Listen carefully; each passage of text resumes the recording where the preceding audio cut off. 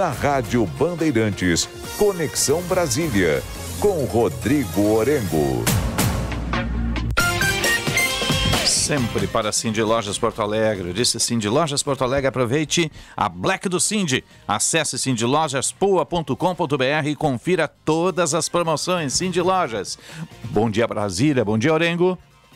Muito bom dia, Osíris, bom dia a todos. E hoje entra um assunto espinhoso no Senado Federal. É a resposta do Senado ao Supremo Tribunal Federal, uma proposta de emenda à Constituição, uma PEC, que estabelece que ministros do Supremo não podem tomar decisões individuais monocráticas que sustem decisões do presidente da República, da Câmara, do Senado. Então tira poderes do Supremo Tribunal Federal. Na avaliação de ministros como o decano Gilmar Mendes, Luiz Roberto Barroso, presidente da Corte, há até uma comparação que eles fazem com a ditadura Vargas, com legislações daquela época que tiraram poderes da Suprema Corte. Então há uma irritação muito grande do Supremo em relação ao avanço do Congresso Nacional em pautas que digam respeito ao sistema judiciário.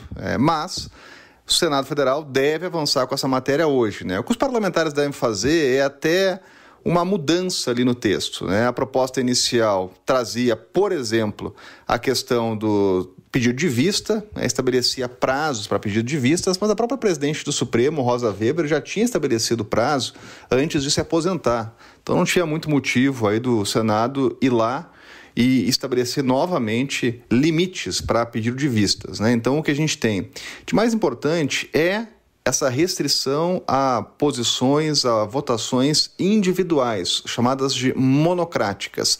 Agora, o que a gente vê é que é uma proposta que pode passar e deve passar no Senado Federal como uma resposta aí de senadores a avanço de pautas legislativas pelo Supremo Tribunal Federal. Agora, chegando na Câmara, não deve ganhar adesão. Há já contatos feitos de ministros do Supremo com o presidente da Câmara, Arthur Lira, e não há nenhuma disposição dos deputados comprarem essa bandeira, se engajarem aí nessa pauta. Então o que a gente deve ver é realmente um movimento restrito hoje ao Senado Federal.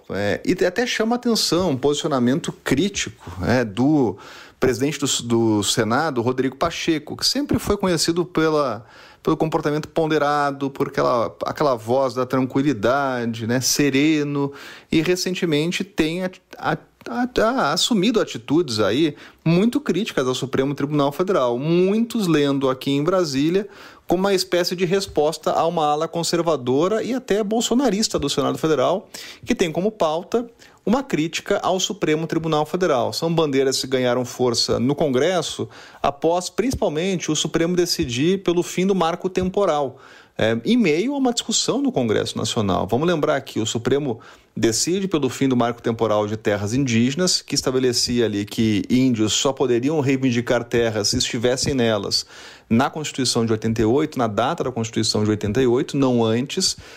O Congresso Nacional, depois dessa decisão, vai lá e vota o restabelecimento do marco temporal e o presidente da República veta. Aliás, um veto que deve ser derrubado, aí deve ser pautado ainda nesta semana. E isso realmente colocou fogo nas relações do Congresso com o Supremo, principalmente por pressão da bancada do agronegócio, bancada agropecuária. Agora, outras pautas também entraram nessa rota de colisão, como a descriminalização do porte de drogas.